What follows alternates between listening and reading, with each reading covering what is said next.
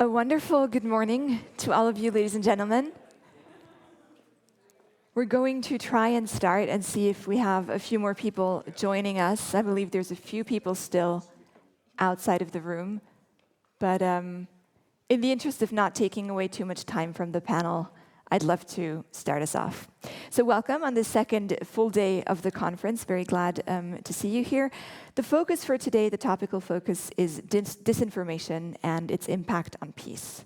So as we all know, disinformation is now cheaper and easier than ever to manufacture. And at the same time, institutional trust is at an all-time low. And what we might think is just garbage information actually poses a real threat to democracy and human rights and peace building. And we'll cover how that happens and how we can fight it as well in just a moment on our first panel of the day. And once the panel wraps up around 10:30, we split up again to join our respective workshops, which will again be running in parallel from 11 to 12:30 and then 1:30 to 5. Lunch will be served in the courtyard, so we still have amazing weather today. Once again, there's also a museum tour, so if you're not joining a workshop, there's a guided tour through the museum, through the exhibition Schleining and Peace, starting at 3 p.m., covering the history and the work of the Austrian Center for Peace. And at 5:30, we have a little highlight for you. We're very pleased to invite you to join us at the screening of How to Build a Truth Engine. That's a 2024 documentary looking at today's topic, looking at disinformation. It's directed by Friedrich Moser, and we're very lucky to have him with us tonight. So he'll be attending the screening, and you'll be able to discuss with him and ask him your questions. So we warmly invite you to join us. After that, at 8, we have the Castle Festival in the Castle Courtyard, where you're also warmly invited. Dinner will be served there. We have a ska and reggae band, Pacheco, who will provide musical accompaniment, so it promises to be a wonderful evening. Quick note on that, we will be joined by external guests at the festival who are covering their own costs. So if you're a participant at the forum, you should have received dinner vouchers for tonight from your workshop hosts, and if you haven't, please ask them and grab the vouchers from them. A few very quick announcements, because if anyone in the audience cannot join us in the afternoon, I might not see you until tomorrow morning, at which point it will be too late. So a few very important organizational pointers. Please do not forget to check out of your hotels tomorrow morning in Stadtschleining before coming here. You can leave your luggage at the hotel, but you won't have time to check out between the end of the conference and the transfers, most likely. So please do that tomorrow morning. And if you're staying in Bad Tatzmannsdorf and Oberwart, please bring your luggage with you to Schleining tomorrow morning, because there won't be a transfer between the end of the conference and the transfer back to Vienna. So if you don't bring your luggage tomorrow morning from Bad Tatzmannsdorf, from Oberwart, you will not have it. It might be easier if you check out of your hotel tonight as well. If you have any questions, as always, grab one of the organizers in case of any doubt. Also very important, there's an online feedback form. I believe we have the QR code ready for you on the slide. So there's an online feedback form. You can scan this QR code. You can also find it in the program, in the workshop rooms. We're very grateful for your feedback, so please do fill that out. And that's everything you need to know in terms of organization. So without further ado, let's dive into the topic, the program for today. Disinformation has, of course, always existed, but unfortunately, it's never been easier than now to produce. And at the same time, we're living through a crisis in trust, where many people no longer feel that they can trust institutions or each other. So to talk about how we can rebuild this trust, I'm very excited to invite my first speakers of the day onto the panel. If I could ask them to join me, and for you to give them a preemptive round of applause, and I'll introduce them once we sit.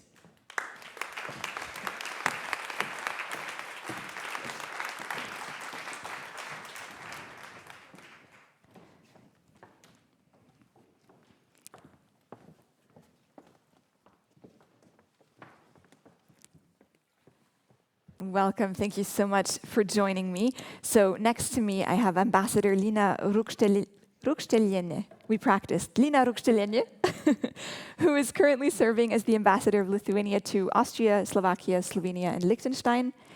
Next to Madam Ambassador is Colonel Daniel Hikes-Wurm, who is a senior advisor for defense policy at the Austrian Federal Ministry of Defense, and he focuses on the security and defense policy implications of technological developments.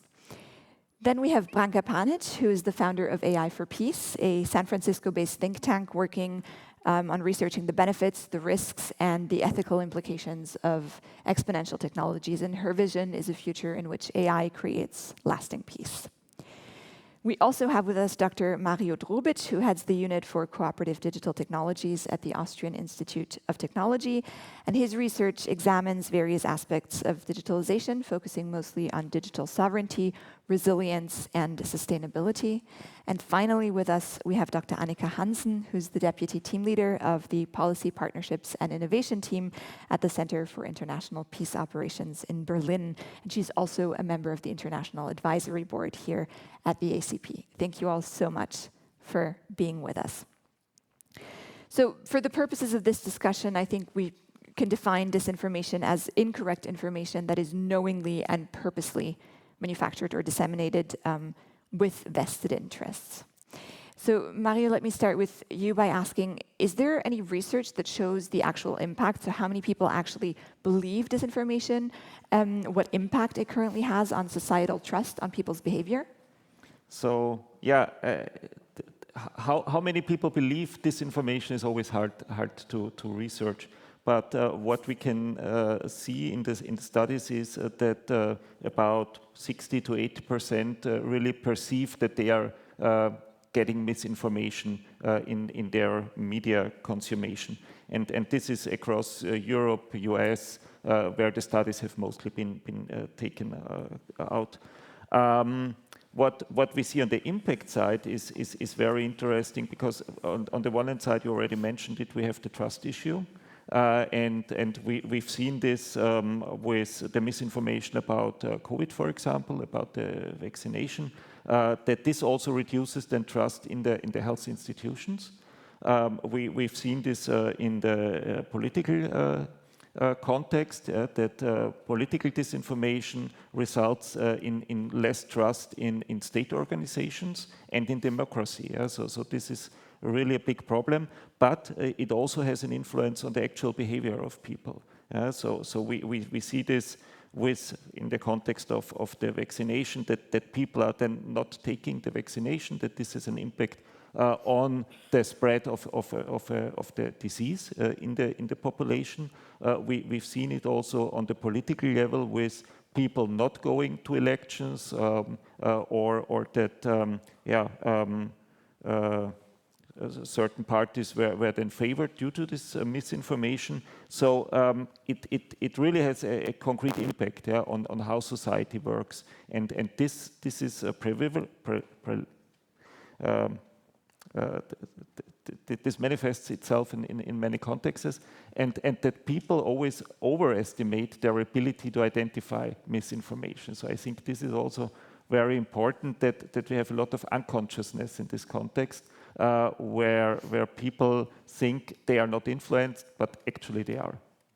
You mentioned people then favoring certain political parties as a result of this disinformation. Branka, is that something that you see in your research as well, that disinformation actually impacts electoral choices? Yeah, I think it's very difficult to say where the causation is. So where we usually see in our research is this correlation, which is still very important. And since we just ended what we call the biggest election year ever, I thought maybe we can reflect on our lessons from last year, 2024, where more than half of the population in the world actually had elections. And I'm just curious now, you're coming from different countries here as well. Which of your countries actually went through elections? Can we see just the hands? Yeah. And let's hear from everybody now. Do you think the elections were impacted by disinformation? It's like almost like natural now to believe that. And then we are going even step further, and I will concentrate on that part, because although the conversation around disinformation is really a broad one, for us, as I work on artificial intelligence, we are really looking how these emerging tools are actually having a role. I don't want to say, well, they are, we still think impacting, although much more evidence is needed in that direction. And just to pick some of the data that I found about this, because if you ask people about this, you will probably hear as many different answers as people you have, including the data coming from this. And it's very hard to say something on a general world level as well. As you said, most of the research is actually coming either from Europe or especially from the United States. It was almost unbelievable to see how much of this research was concentrated on the US, like US was the only country out there, but no, we broadened this research, and this is actually coming from the organization International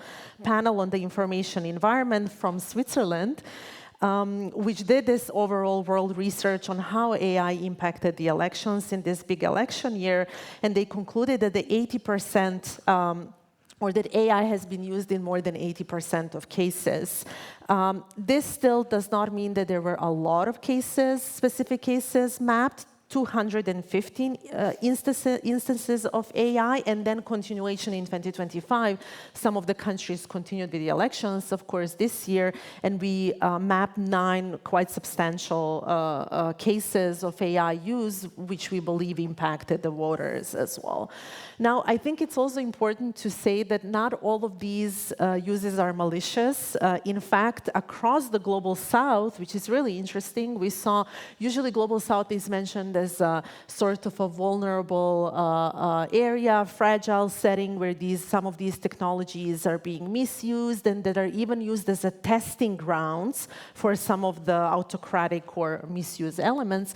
In fact, a lot of Global South countries use this in a positive and proactive ways, where parties and candidates just realized we can use this for a campaign, not for to spread misinformation, disinformation, just to present their candidates in a better view and better note. Now, the final one for me, sorry, this is a really important one, because when we ask what the specific impact is, I think last year we got a very tangible example of Romania elections, and I think most of the people here follow this, and I think it will stay in a history as an example of election that was actually annulled and cancelled due to the impact of TikTok and malicious impact of technology and the use of technology. And later on, maybe I can talk more about algorithms and how they are misused in the back end of the entire disinformation campaign. Let's look at a few specific examples, because you already mentioned Romania, Madam Ambassador. Of course, Lithuania, as a Baltic country, has become one of the primary targets of disinformation, mostly from Russian state actors and certain very popular narratives in the region. One of them, for example, alleging that states are discriminating, oppressing Russian-speaking minorities so as to sow ethnic division and division among citizens. So maybe you can describe the situation in your country a little bit. Would you say the efforts are successful? Are they making a tangible difference in Lithuanian society? Thank you, and thank you for inviting to this panel, and good morning to everyone.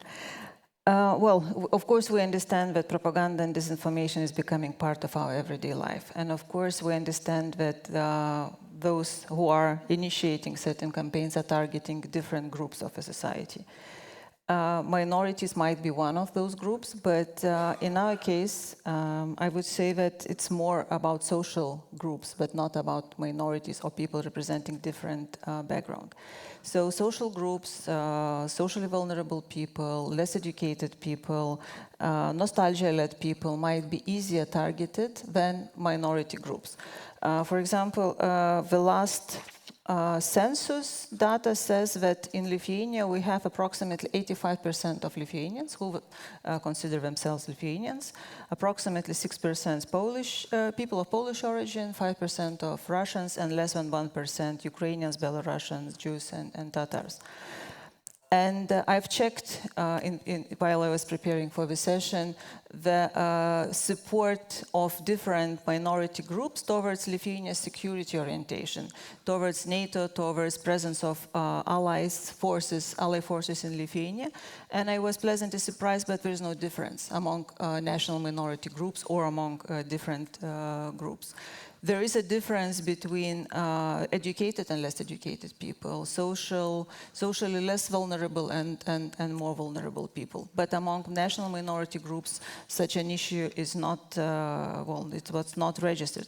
So, but of course, Russia has been using this issue for decades, and even the question that you've raised today shows that they are quite successful, because we are presenting us as a country which discriminates minority groups, which is not the truth.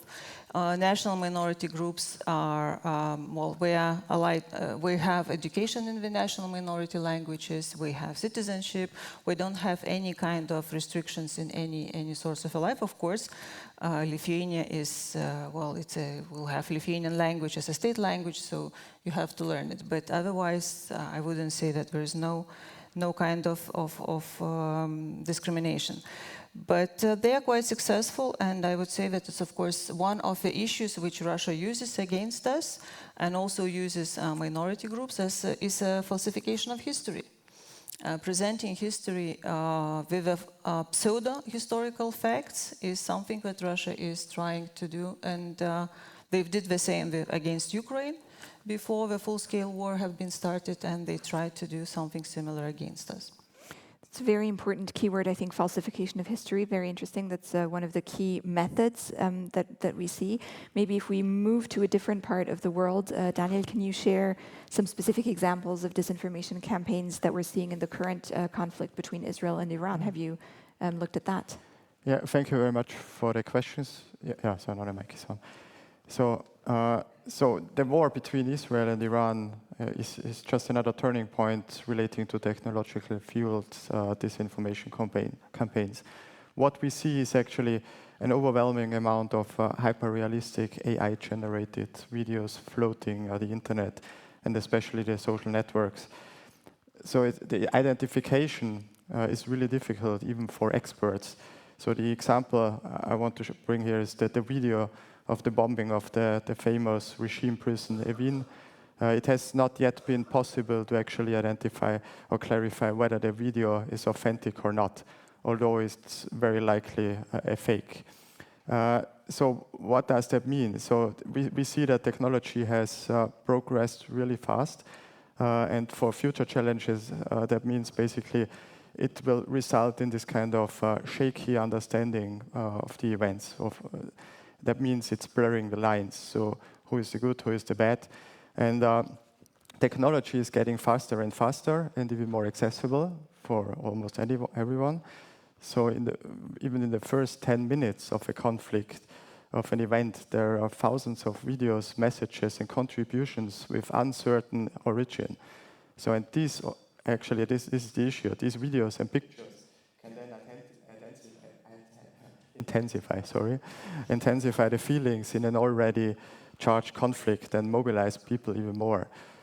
So that means speed is key, and whoever owns the information, or whoever is able to shape the information environment pretty fast, sets the pace, and can also shape the narrative. And whoever owns the narrative can actually gain an advantage in this conflict.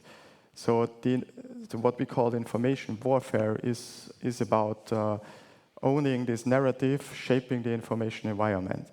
So a recent example, and I do not want to blame the company, but with Palantir, for example, just to illustrate how this really works, because it got famous with the bombing of Natanz most recently.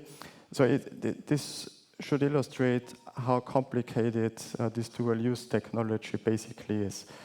So, and how reliable we are on this technologically generated, uncertain, and sometimes unreliable information, which can have then real-life outcomes and real-world outcomes.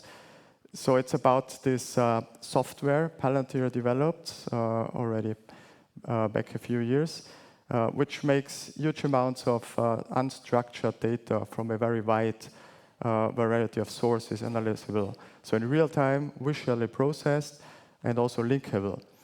So one could call that a kind of strategic weapon, and it was built actually originally for US counterinsurgency purposes.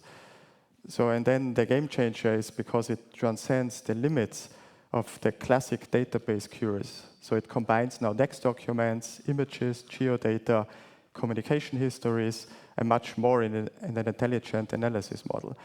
So, and then now it comes to what kind of real life impact it has. So the EIA, so the International Atomic Energy Agency, uses this kind of software since 2015. It relies on this Palantir platform, Mosaic.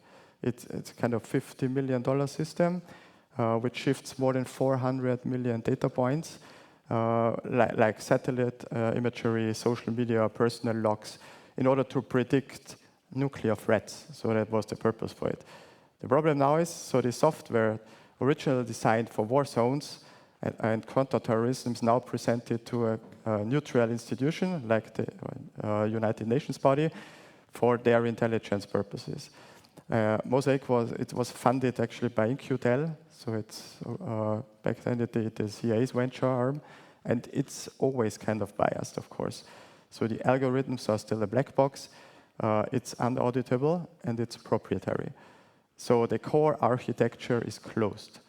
And Mosaic is now shaping these geopolitical outcomes of recent conflicts and can still, if you allow me, kind of fuel wars as well, because the outcomes have justified punitive actions. So, for example, sanctions against Iran 2018, but now most recently Israel's Operation Rising Lion from 2025. So like bombing Iran's Natanz nuclear facility. So the question arising from that is, how much do we actually want to rely on those systems? How much control do we need? And how much transparency is required in this whole dual-use environment? So with that, I would just stop here. I think that's a very important point that Branka also hinted at, right? That we don't always have an insight into how the algorithms, technologies in the background work, on what information they base their conclusions on, but then we have very real-world outcomes that follow from that. Maybe, Annika, if we can look specifically at peace operations that are also quite often targeted by disinformation, maybe you can share with us from your work, from your mission areas, one or two examples of instances that disinformation has affected peace operations. Yes, sure. I think it's important to note that there are two sides to this, two ways in which disinformation affects sort of peace operations and the context they operate in. So first is the fact that the information space, as we've been talking about, has become such an important factor in the conflict dynamics. And disinformation increasingly it has a destabilizing influence in those conflict dynamics.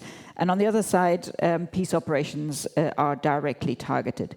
So first, it's important to understand that disinformation doesn't fall out of the sky. It feeds off existing grievances and divisions in society, and it elevates those and twists those for political purposes.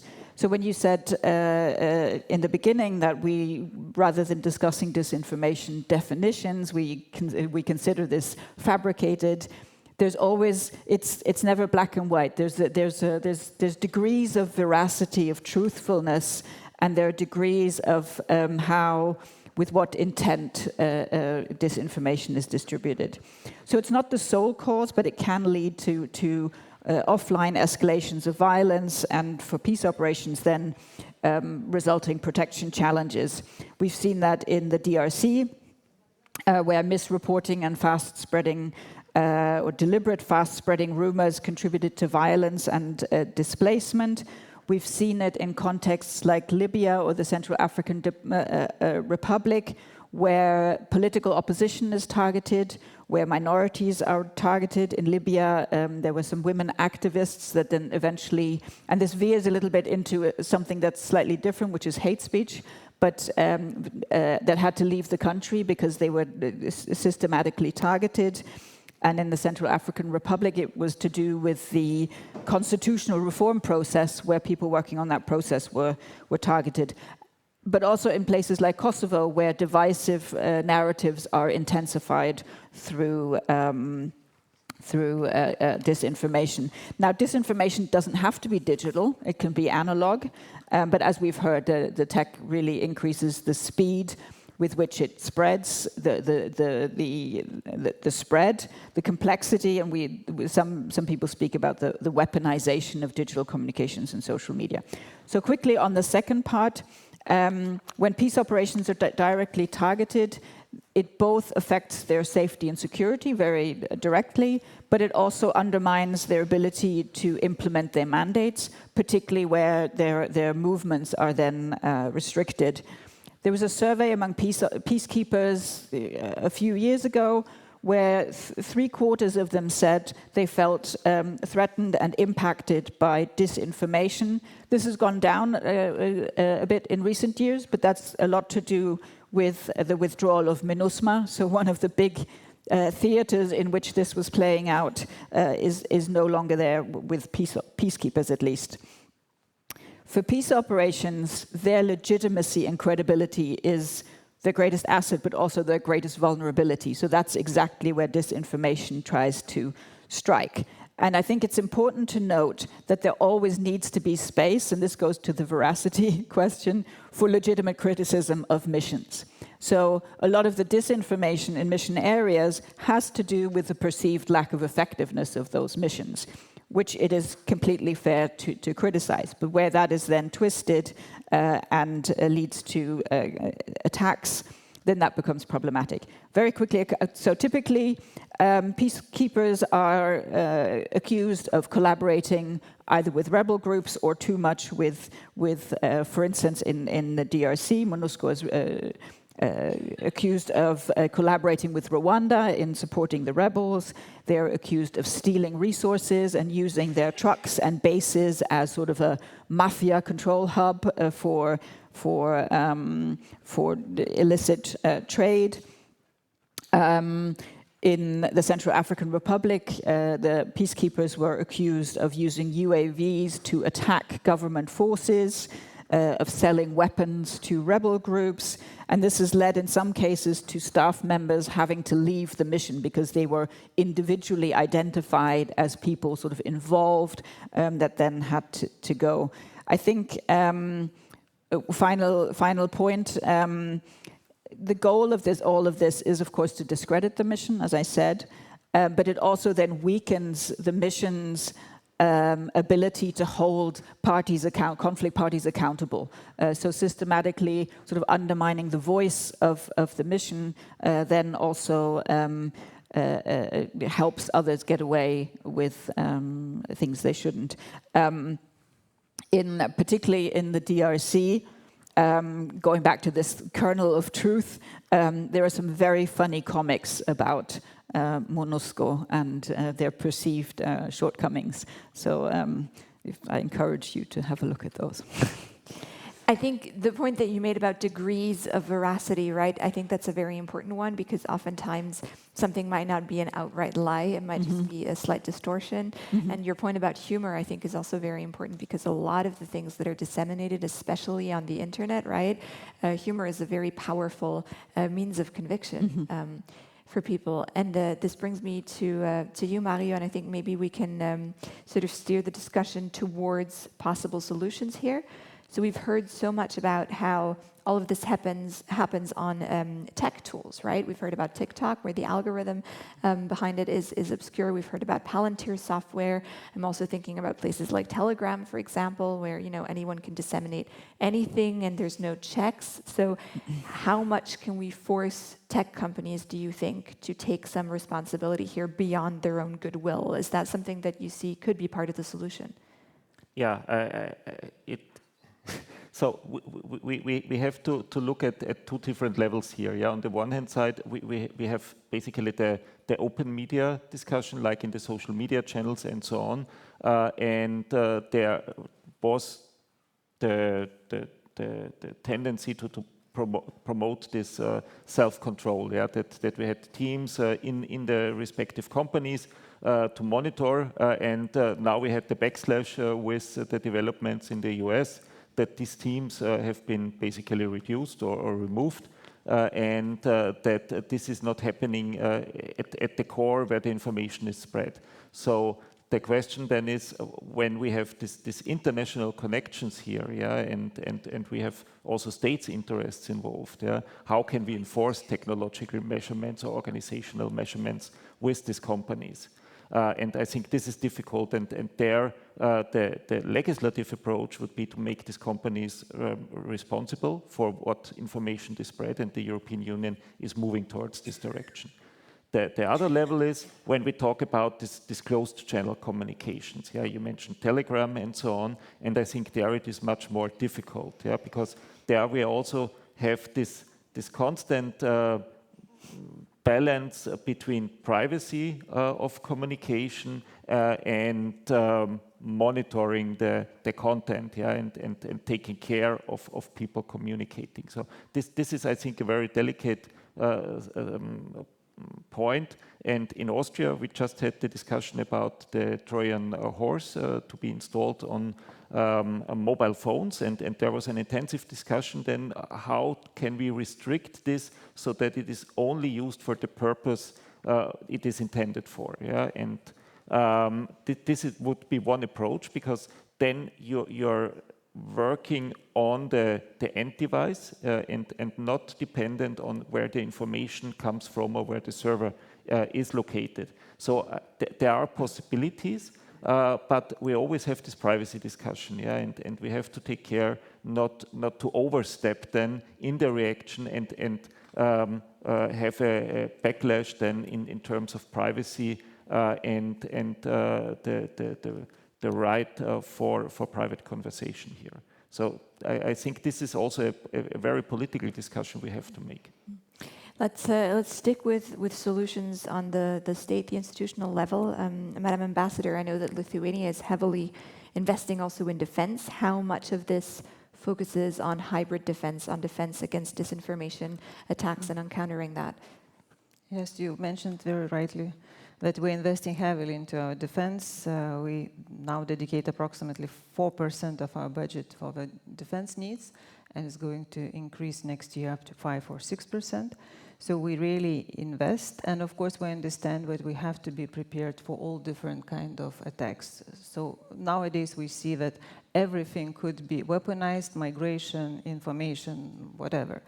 And also we see that from misinformation, disinformation, propaganda, our neighbor Russia is moving to kinetic operations, also attacking, physically attacking opponents in living in Lithuania, sabotage property, damage infrastructure. We all read in the in papers that underwater cables been damaged in Baltic Sea one by one, I don't know, 3 or 4 times in a row.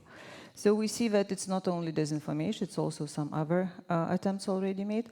But coming back to disinformation, we see that it's also important to involve the whole society, because it's a whole society is affected, not only institutions, not only militaries. And the whole society should be as resilient as possible. And therefore we involve, of course, institutions, but also media, NGOs, academia, into the increase the media literacy, critical thinking of population. And also we have established some kind of cross-institutional working group among different institutions in Lithuania in order to detect and to counteract disinformation and information campaigns carried out by our neighbor. And we see that we see increase of disinformation campaigns while we're organizing some kind of very important events. NATO summit was held in Vilnius, so before NATO summit we've seen huge increase in the different campaigns.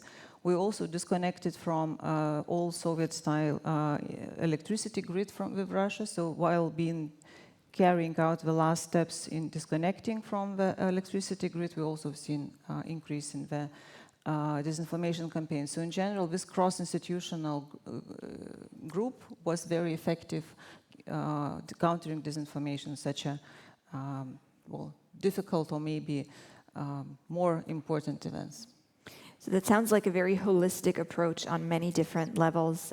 Daniel, do you feel that in military institutions currently, are we seeing a strategic enough response? What would a strategic response by military actors look like to prepare to counter disinformation? Yeah, that's a very tough and difficult question, you know, because it's always about asking what role should military play in this whole information domain at all. And So yes, we are preparing for that.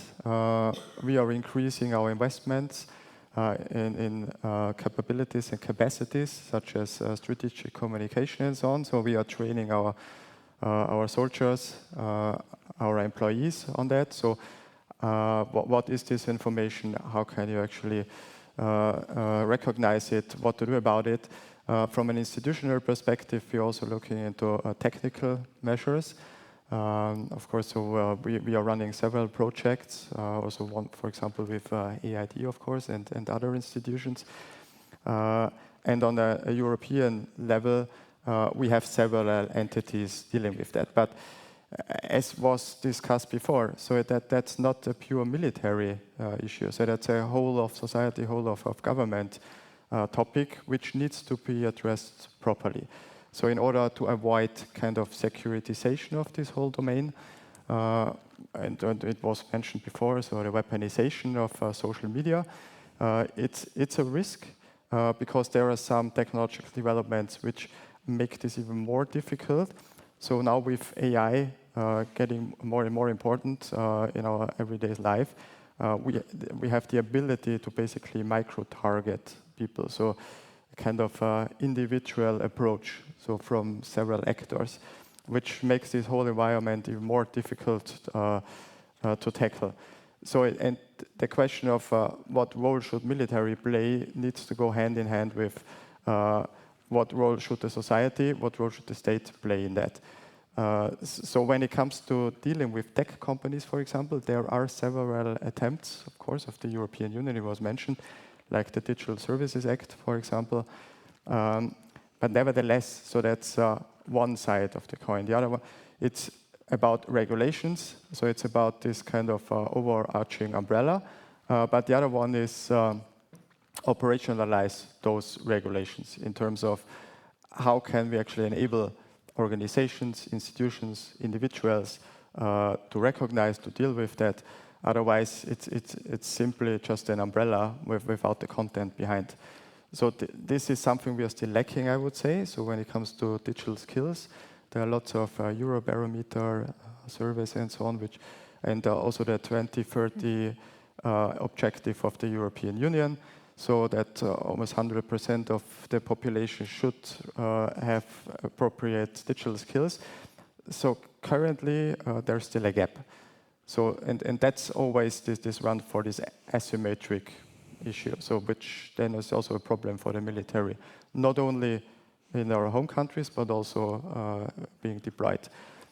So that means, what I mean with this asymmetric approach is, so there are regulations, there are certain skills, but there's an adversary, an opponent, which wants to undermine certain, for example, democratic values and such, and they will always target on that. That's what hybrid warfare is about. So they are trying to identify our vulnerabilities and immediately hit those, because our legislation is slow. Lots of discussions are going on. What should be regulated, how to regulate, and that's then the time the adversary actually hits our targets. Yeah, so it's about regulation and education together. I'd like to ask a follow-up question here, maybe to Branka, because AI has come up multiple times on this panel, right? And we've heard that, of course, it's sped up the speed at which you can produce anything you like, really. But in my work as a journalist, a lot of the content that is misleading that I encounter isn't actually AI generated. Oftentimes, it's not even really trying very hard. So, for example, people posting footage from one conflict and saying it's from another, or even people posting footage from video games, saying that it's from a real conflict zone. Or this very famous case recently where Emmanuel Macron, the president of France, pockets a tissue and Russia disseminated that it was a bag of cocaine. So very actually kind of not that cleverly done. So do you think that the exacerbating impact of AI is going to be really the higher quality, or do you think it's simply about the speed at which you can create and disseminate misleading material? Yeah, that's a great question, and maybe gives us a chance to pick up on a couple of points and for me to maybe comment on some of the things that were mentioned before. First, I think that's absolutely true.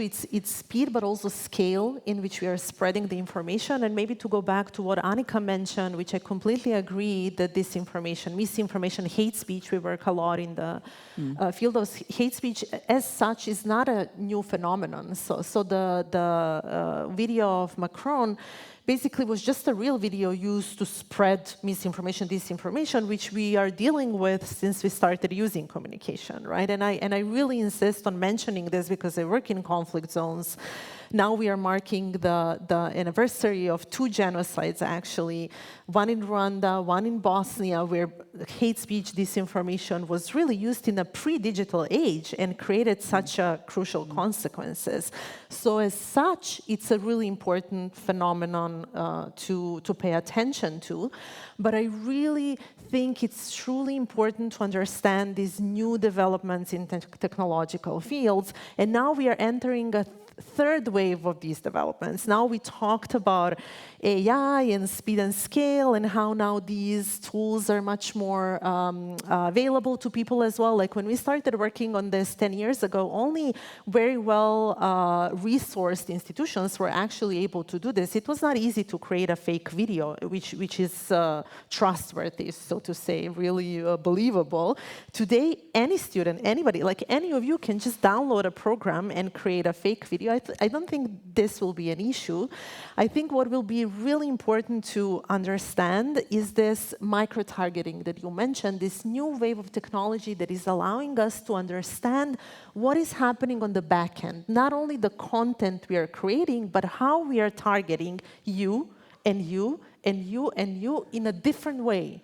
So 10 years ago, you were all receiving one simple content. Let's say this was a huge investigative journalism project around Brexit, how disinformation has been used to mislead the populations around the migration and threat of migrants. And all of the people that were targeted with the same content. With generative AI and with the algorithms helping us understand each one of us individually, we will all be targets in a completely different way. So this is one thing that I think it's important to understand, the new world of AI agents we are entering, agentic AI, and how this technology is learning about us much more intensively than before. But I also think, and you both mentioned this, we have a lot of lessons that we are forgetting. We really need to go back and to remember what happened during, who remembers Cambridge Analytica here? Please, all of you who did not raise the hand, go and remind ourselves what happened during this time, because it's a blueprint of what is happening now with an additional tools. And I will just briefly explain how the company scrapped the data in an illegal way. This is one of the, I think, motivating signals afterwards that we did learn something and introduce some regulation for Facebook to actually ban this type of scrapping of third parties. The third party that then sold this data to target the voters and to do many other things, to nudge people to vote in a certain direction. And this happened. This is almost 7, 8, 9 years ago. We have a lesson that is out there with algorithms specifically used with simple things. Like, I really like your example about Macron, because sometimes it can be a really simple content, not even perceived as a disinformation and fake, which is just used for algorithms to be spread in a certain direction. During Cambridge Analytica, Facebook used this little trick on inviting people to vote, where for certain voters, they realize that they will go to vote just if they see the photo of their friends who already voted. You know, you had that click on Facebook, I already voted, right? I went there. And then you feel a little bit of nudge from your friend. You don't even have to change your voting preference, right? It's just important to bring the votes up. So just for all of us to understand that, yes, we have a lot of lessons, and I think it's really important for additional reason for this how did you say, whole of society approach, which is also important, but I'm a bit afraid that if we are putting emphasis on, if we say that uneducated people are more prone to disinformation, that we are putting emphasis on them as a sort of an accountable party. And I really think that big tech platforms, as you mentioned, have kind of a bigger role in this and much bigger power. And I would say, why not mentioning Palantir, right? Why not calling on these companies and agencies and saying what are the things that they can actually do to make their systems more transparent, so that we as researchers can raise our voices and say, look, this is happening. We are losing control of our trust, of our information ecosystem, of our democracies, even beyond democracies. Like, we are really losing the trust in our system, which I think is a much bigger problem than any algorithm or AI being misused out there. I think your point about micro-targeting is so important because it ties into something that Annika said at the beginning, right? Which is it amplifies grievances that are already there. And of course, if you can amplify my grievances, your grievances specifically, rather than general grievances, then that's going to be all the more effective. I want to give you the chance to ask some questions as well in a little while. But first, I'd like to maybe zoom in on the solutions a little bit more and ask all of you, maybe starting with you, Annika, are you seeing any best practice projects? So any initiatives to counter disinformation, any approaches that you're seeing really work, really make a difference? Is there anything you can share with us? Sure. I think missions, because they've been confronted with this for a while in different ways, have really come up with a whole of mission approach, to echo your term. But I wanted to just make one remark going back, which is because I've spoke about peace operations, but really this affects everything the international community does in the security, humanitarian and development field. And so when we talk about maybe like the interaction with big tech, one of the things the UN is learning is how to be better at speaking with one voice when they engage with the tech companies, because you had maybe UNHCR talking to tech about the data question. You had, the Department of Peace Operations talking about content moderation, but really to try and use the huge leverage really that the UN has when they do speak with one voice, to have some sort of engagement or better engagement, more constructive engagement with the tech companies. As we've heard, there's quite a few actors involved, and for peace operations, it's really critical to understand incentives, goals, processes, channels, target groups. And also, I think you mentioned the NATO summit, windows of risk. Where is an election coming? Or when do we really need to be aware that disinformation might be stronger? So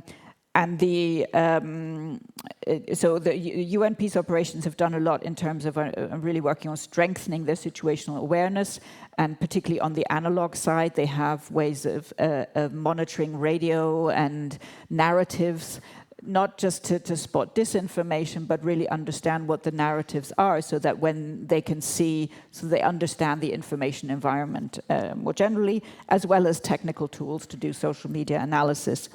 And then, of course, you mentioned strategic communications, also a major push in UN operations to try and do that better. One of the more innovative approaches is really, because as we've heard, it's like in the US they have this game whack-a-mole, right? So something pops up and you try and react, you try and debunk. I think everybody has sort of given up on that, and instead it really is about even in the context of peace operations, trying to build resilience, trying to work with civil society organizations, strengthen media literacy, work with bloggers, and so on. It's still sort of given the wave of disinformation. It's still sort of here and there, but there are some good examples, I think, that we can learn from. And then partnerships, working and learning from each other, I think, is something that the UN also tries to do. And maybe, because I've spoken a lot about the UN, it's interesting to note that there is an EU mission in Moldova which has a specific mandate. It's the first mission that has a mandate to work with the government to strengthen cyber resilience and strengthen the society in the face of attacks. This leads me to my last point, because I think What's particularly difficult in terms of response for peace operations is when either the host government is complicit in because, of course, they are dependent on the consent and the collaboration with the host government, and a feature of conflicts today, which is an increasing internationalization of conflict environments where third-party actors spread misinformation, like in Libya, mobilizing support for General Haftar. In Car, Russia was driving accusations against MINUSCA, the same in Mali, which makes it very difficult for missions to fulfill their political role, to find political solutions. So just, I think that's one part that we, the people, that makes it really difficult. We've spoken a lot about the tools and the effect and so on, but what is behind it? And maybe one last thought on the what is different now, and what AI also, I think, enables is to have a much more strategic approach to disinformation as a strategic political tool, not just sort of in the context of the DRC where you're trying to stoke up violence or undermine the mission, but really at a major strategic level. I think that's very interesting, especially what you said about windows of risk. So, Ambassador, I'd like to invite you to share some solutions that you've seen work. But I would also like to ask an additional question, which is, we know that, for example, you said the NATO summit, right? We know there are these windows of risk, but at the same time, we know that we have waning institutional trust. So how do we include the public? Do we ask the media to tell the public, listen, be more aware? There's a heightened window of risk right now, knowing full well that many people in the public no longer trust the media. So how do we include civil society from an institutional side when trust in institutions is waning? Well, probably in Lithuania situation is a bit different than in many other countries, because we know in which environment we live. So in general, the whole society, media, NGOs, institutions, we know that we have one enemy. And media should not be explained that we should be aware and we should be reacting properly. So as I've said, there is an interinstitutional but also a whole society approach towards countering disinformation.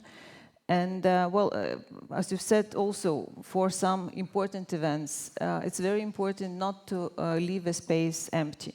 So in general, it means that the institutions should communicate intensively, transparently, comprehensively on all developments. So if you fill the space with trusted and reliable information, so in general, you do not leave a space for disinformation.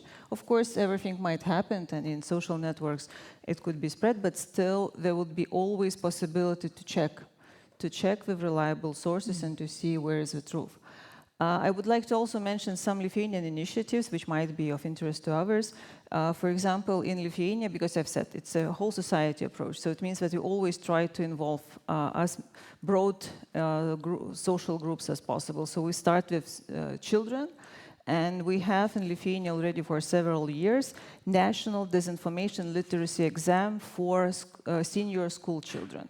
So in general, thousands of Lithuanian school children are taking part voluntarily, of course, in the national disinformation literacy exam. It's, of course, with some prizes, and so it's kind of attractive for children. But at the same time, it's also, spreads the information among different groups, and through children, it goes to the families.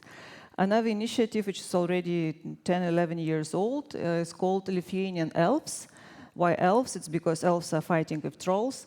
So Lithuanian elves are thousands of Lithuanians who are taking part in social media chats and spreading the true information in chats, just informing people, spreading different opinion, and presenting the Lithuanian view on some major developments. So it's, of course, it's voluntary, and I cannot say how many people taking part, but it's already thousands.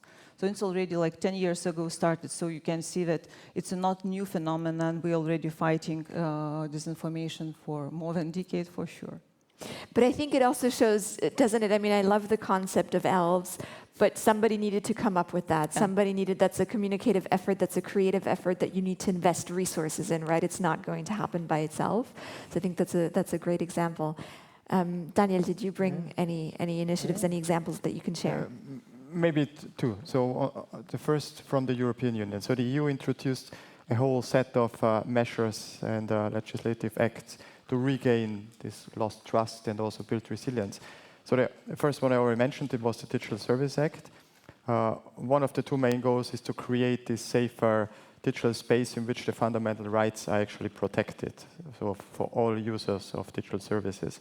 And this enshrined code of conduct on disinformation actually aims to combat disinformation risks, fully upholding the freedom of speech, for example, and also enhancing transparency.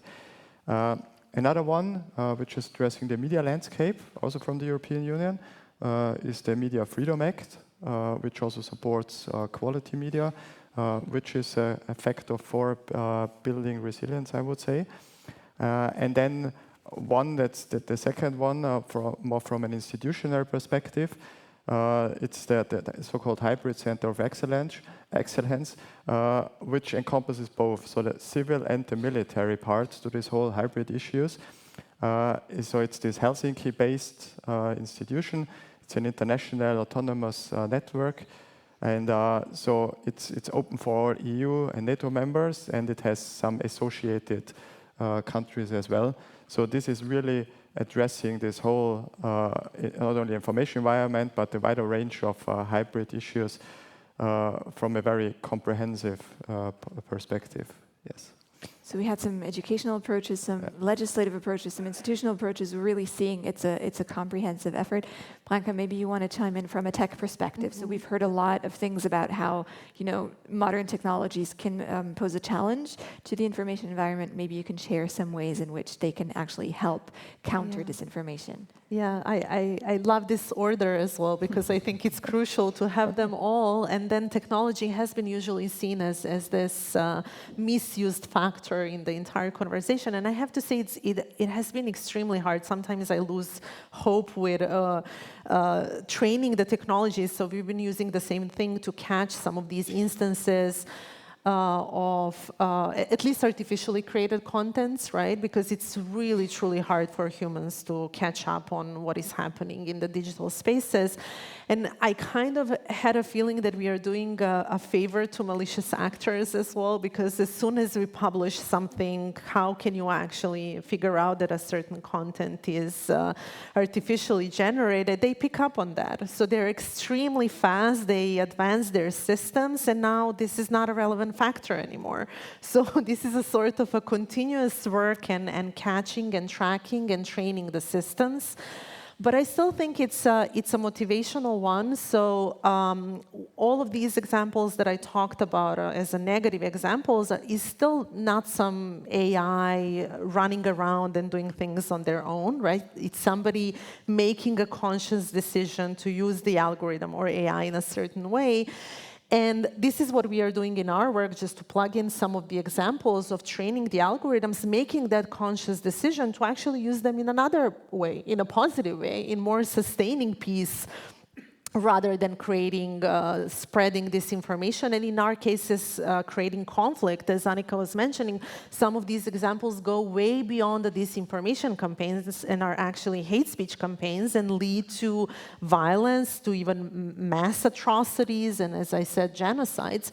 So we work with young people, well, not necessarily young people, civil society organizations across conflict zones who traditionally worked in the space of catching the instances of hate speech, then organizing some of the peace-building activities, dialogues, facilitating conversations beyond communities, who were really struggling now to catch up, to keep up with all of the speed and scale we talked about spreading this content.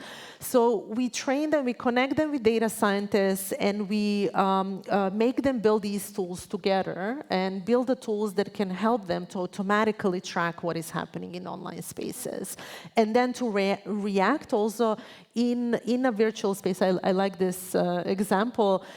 from your country as well, how we can also use the tools for this, not necessarily for spreading the hate speech or disinformation, but spreading the peace speech as well.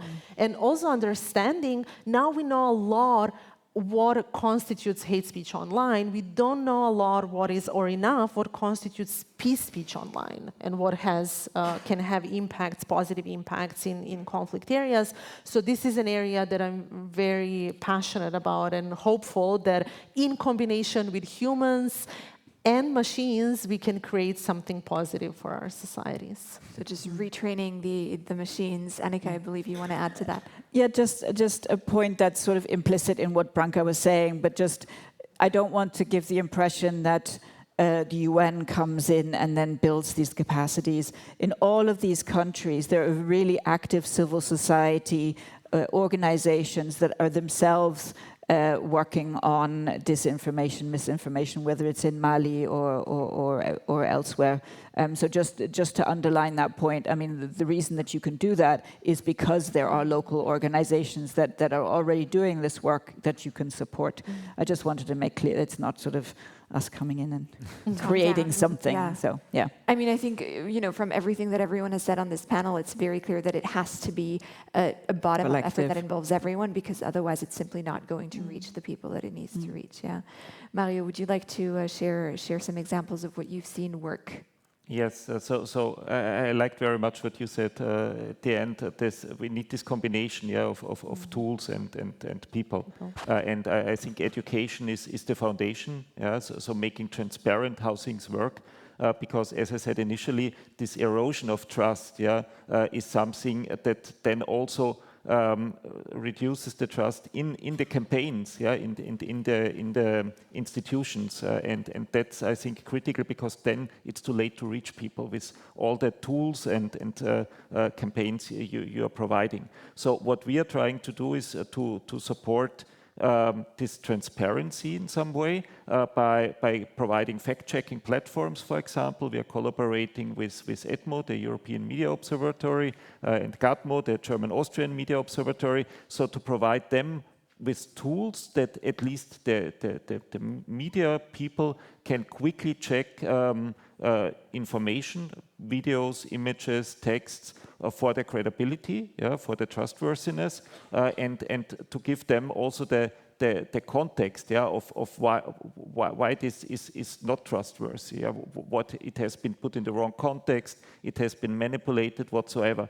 But there we are, of course, facing the problem of this individual content that was mentioned before, and the speed with what this is happening now. Yeah, so this is really, as you said, we are currently always trying to catch up, with those creating this content.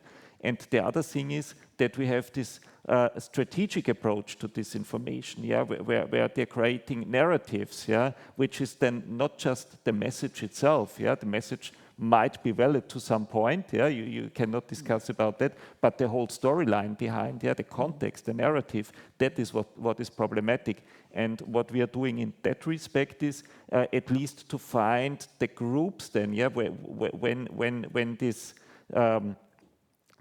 groups are building up, and they are moving away from the open platforms, and getting in more closed circles, to provide tools then also for the law enforcement agencies to look into what is happening there, and to give them an overview, because there are so many of these channels, popping up every day, and the agencies then need tools to identify where is hate speech going on. And this is not just the text, and there might be symbols that are used, or what kind of narrative are they telling there, and there we have tools to visualize that, so that they can then target their interventions on those groups that are really going problematic, before they disappear somehow on closed channels where even the law enforcement agencies don't have access to.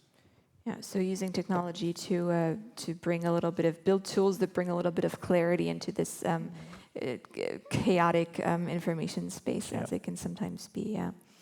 Thank you so much. I'd like to get a sense of how many questions, comments there are from the audience. So we have 2, 3, 4, 5. All right, a lot. So, so let's get started, I guess. Mr. Ambassador at the back, if we can have a microphone. Get a microphone. Thank you for the discussion, quality of the discussion.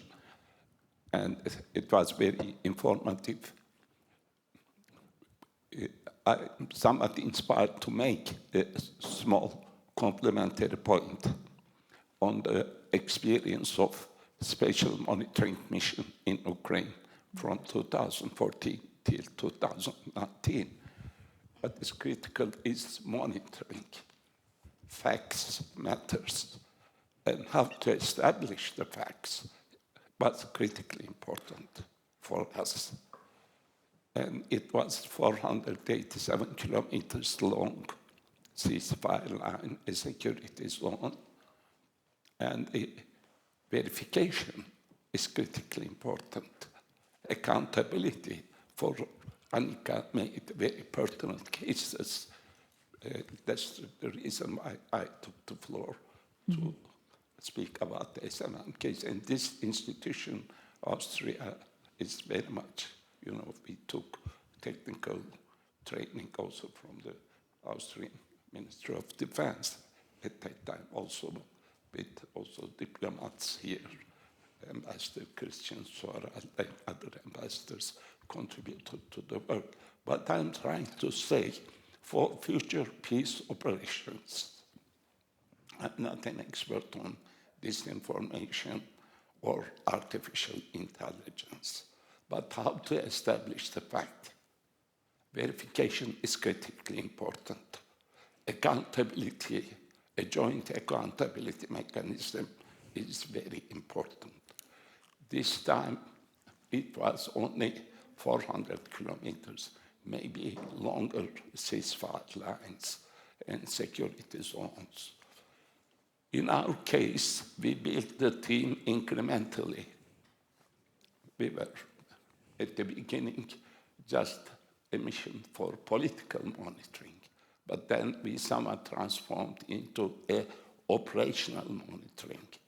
We start to use technology, UAVs, some electronic cameras, also some satellites and others, and we took what was Alfinch. I will not take further time. We were producing every day a daily report. Daily report was very critical because the local teams were sending the data, we were compiling it. What we have learned, data processing is also critically important. Data processing. We established at the end with the colleagues a fusion center with technology, but how to manage with the data, how to evaluate it. I'm not, again, an expert on technology, but for future peace operations, my humble opinion, still human patrols is the essential thing. Technology is a force multiplier, but a complementarity one. Facts will matter in the future also. Thank you. Thank you so much for those additional comments, and I think it ties in with what Branka and Mario were saying about using tech also for good. I think satellite imagery is a prime example of how you can use it for verification purposes as well. We had. May I add? Of course. Because it's a very interesting question, and please allow me, as a military person, it's always difficult to talk about such things, but yes, facts matter. But I want to open a new track on this now, so talking about the cognitive warfare issue. So actually raising the question what fuels or constitutes then a kind of cognitive behavior, so the mental decision-making processes. We are talking a lot about cognitive biases and such things. So therefore, whoever is maybe faster with something and triggers some emotions, feelings, and so on, can actually impact that, while getting the facts right later on might not have the same impact. So from an institutional or state perspective, yes, that's true, but it's critical to to actually link those two things. Otherwise, we will lose this kind of war about.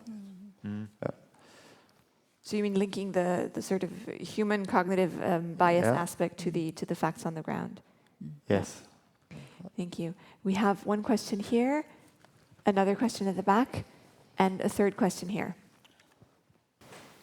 Hello, thank you very much for this very insightful discussion. I would like just to briefly bring in the point from the media perspective. I am working in the office of the OSCE representative on freedom of the media. And what we see is that like the role of the media was mentioned already, how they can help act against disinformation. What we see is that nowadays the major part of media outlets' activities is online, and they are highly dependent on big tech platforms, which have become like gatekeepers to information. And platforms nowadays can really control what content is being seen, also how news content can be made available and visible to users. So this is a major issue. We are in the office working on a report on media and big tech with recommendations to OSCE participating states on how and what they can do to help improve media content visibility and availability online. So just briefly on this, and also I have a question on fact-checking. It was mentioned that it is more and more difficult to recognize disinformation with the evolution of technology. And I would like to know if you think that fact-checking can be also improved with AI, if AI can help to fact-check more quickly some AI disinformation. Thank you. Mario, yeah. Yes, so starting with the second question, I think that this is actually what we are working on, yeah, to use AI to detect this, yeah, and because you need to understand the technology and then you can also use the technology, but it's always catching up also, of course, with those creating this content. The first question was not a question. No.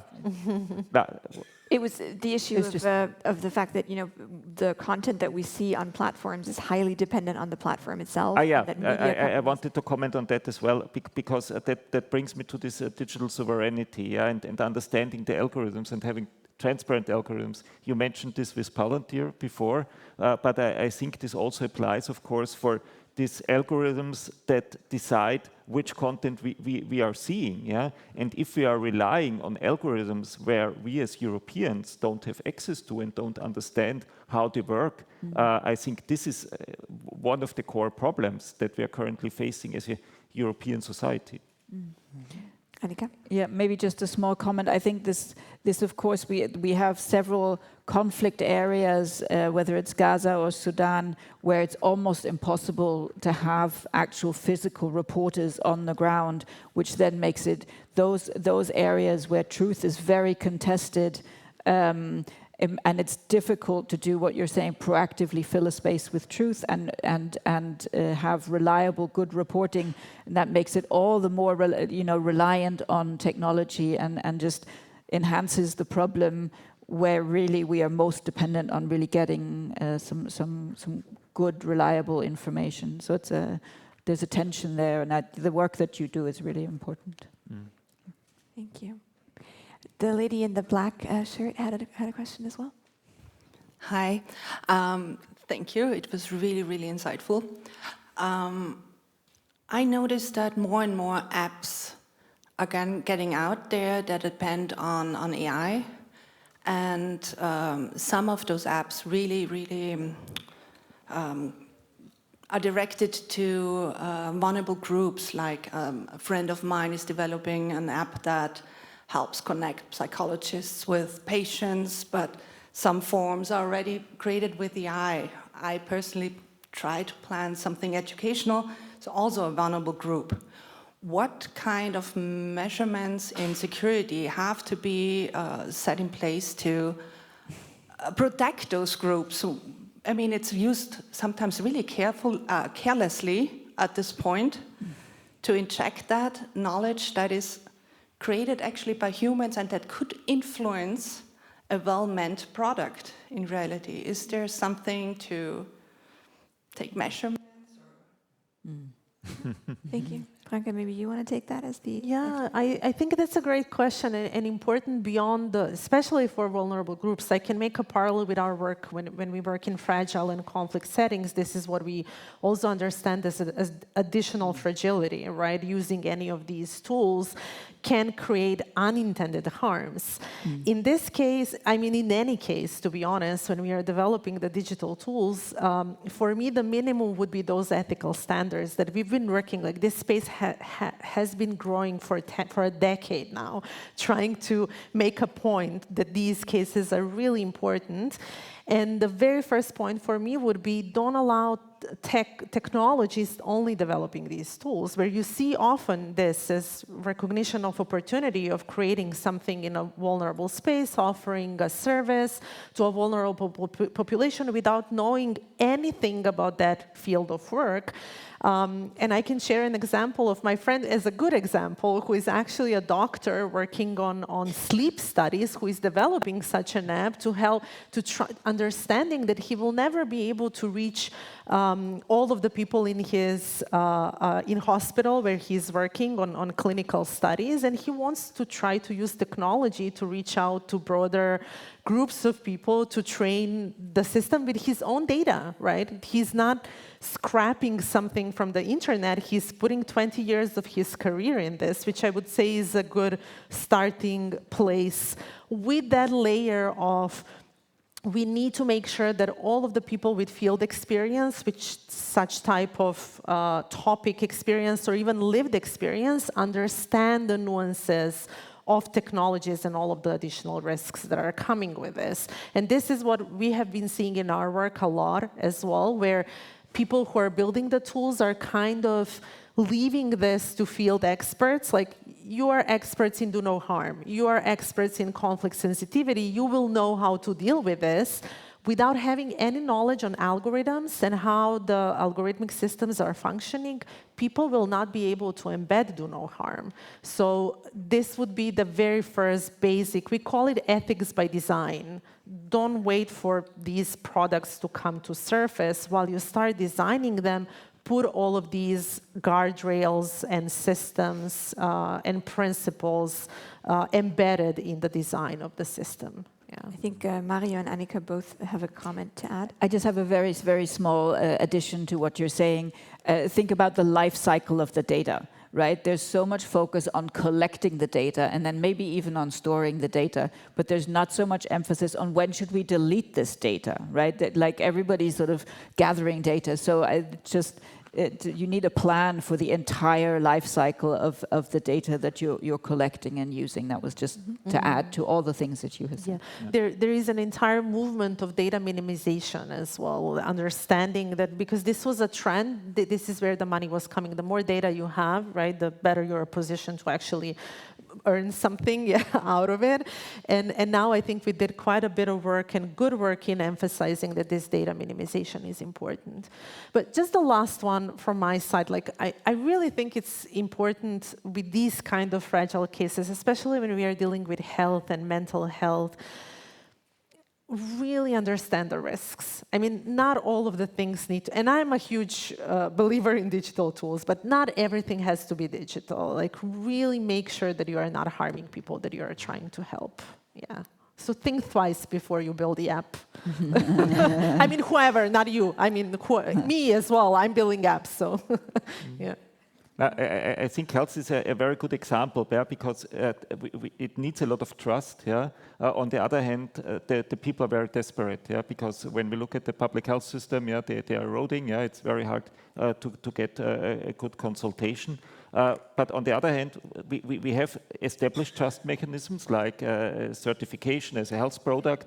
We started with software 15 years ago working on that, but this is a very high bar to jump over, yeah? And especially in the app content, this doesn't work anymore, yeah? So what we currently see is that we have a big gap between these millions of apps that are coming out, yeah, out of nowhere with no background, and those that are certified as a medical product. So we need to find graduated trust in between, where we say, okay, we have ethics by design, for example, or similar mechanisms. It is based on valid data, but it's not yet a medical product. Yeah? So this trust establishment and making this transparent, yeah, I think health is a very good example that we need new approaches to move forward here and cannot stay on the old mechanisms that we established 50 years ago. Thank you so much. Maybe just one last recommendation. Maybe you want to visit the AI Act, the Artificial Intelligence Act of the European Union, which is a very comprehensive product and which also entails lots of those things we have just talked about. And maybe the NIS2 directive as well, from a cybersecurity perspective. We had one final question. I think we have time for one more from the gentleman in the front here. Thank you very much. Good morning, everybody, and thank you to the organizers for inviting us. I am Mohamed Abubakar Diko, and I come from West Africa, Mali. I am a researcher. So I come from Mali, but there we have two problems. The first problem is about the analphabetism. We have many population that never went to school. And the second problem is about the network. We have many areas without networking connection, without connection. So the only way to be informed is the traditional media. And this is why my question is about the economic model of this media. Given that this media, as we heard about it, contribute to misinformation and disinformation, and that this media position are often dictated by their founders, the one who give money. So the question is, how can we reconcile the need for independent media committed to peace with the necessity of a lawful and a sustainable economic model? This is my question. Thank you. Thank you. Annika, do you have... Sure, I can start, and I'm sure others will jump in. First, just recognizing that both in Mali and in DRC, the UN placed a lot of emphasis on their radio communication rather than sort of digital communication. And I think, like on some of these big policy initiatives, the UN Secretary General's roadmap on digital cooperation, and in the Global Digital Compact that was part of the pact, there's all these calls for and demands for more connectivity, connecting the whole world, that as an important factor in development and so on. But we're still a long way, clearly, from making that happen. I think it's been recognized, but there's still a lot of steps to go in order to do that. But in Mali, also, the mission worked with traditional media, with journalists, but also with bloggers and so on, in order to try and strengthen. But it's always, you work with individuals, and I should also say, some have cautioned against that, because if those journalists then are critical of the government, of course you then sort of put a target on their back. So you have to be, it's a challenging, but I think it's important because you need the capacities locally. Thank you so much. Can I maybe connect on this? And I think you raised so many important points, not only in your question, in your introduction as well. And first, this one, which I'm really glad we are not leaving the room without understanding that 2.6 billion people in the world still don't have an access to internet. And this is what Annika is mentioning. There is a huge effort at the UN to recognize this and to really work on this gap. We worked on electricity gap, digital gap, internet gap. Now we talk about AI gap. And will this actually create the situation? We are quite, I mean, at least in my organization, we are quite optimistic, but also in moments pessimistic when we see these kind of numbers. Now, this is at the same time making our work much more accurate and better, and this is this part of demystifying AI that I would like us all to understand, because so much of the work that goes inside of the data, even data collection, comes from people on the ground.